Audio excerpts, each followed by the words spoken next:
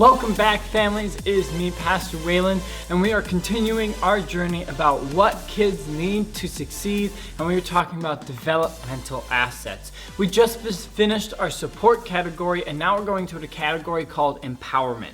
And this is what empowerment means, is young people need to be empowered. They must be valued by their community and have opportunities to contribute to the well-being of others. For this to occur, they must feel safe and secure. And I love this little note it has here at the very bottom.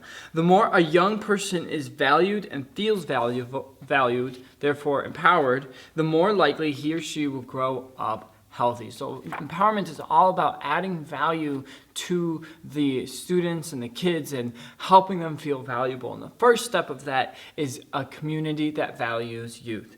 Kids perceive that adults in the community value young people. That's what a community that values youth is. And surprisingly, only 25% of kids interviewed actually have this developmental asset. So I think this is a good time for us to look at our families and say, well, how can we better activate this developmental asset in our teens and children?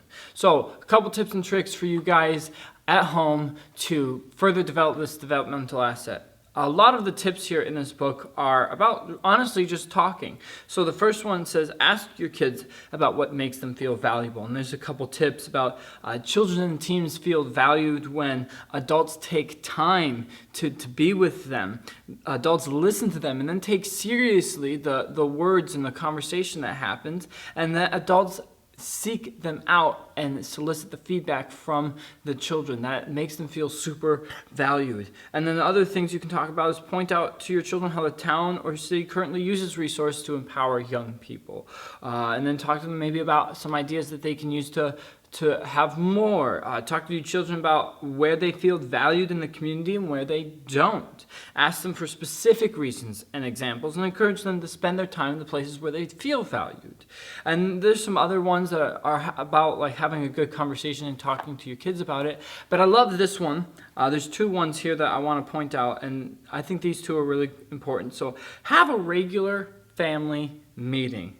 Plan, solve problems, and encourage each other, and then rotate who leads the meeting. And that's a very important part, because if you have a regular family meeting, dad leads it first, then maybe mom, but then it moves on to one of the kids to lead the meeting, and that empowers them. That adds value to that child, because it says, all right, we're going to let you do this. We're going to give you some responsibility, and that moment empowers the child in your very house. So I think that's a very awesome thing to do, and if you would like to do that in your family, I would highly encourage it. And the last one I want to point out today is to affirm and support your children's friends. Let them know that you care for them. Just because you have your family doesn't mean that you can't add value and you can't create a community that adds value to your neighbors and your children's friends. Add value to them in the area that you're planted right now.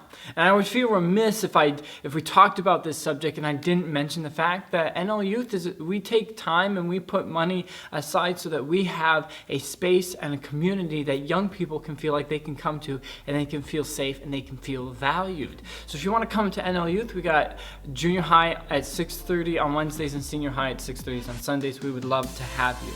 Otherwise, thank you everyone for tuning in for some tips and tricks on what kids need to succeed. I hope that you are getting something from this. Otherwise, have a great weekend.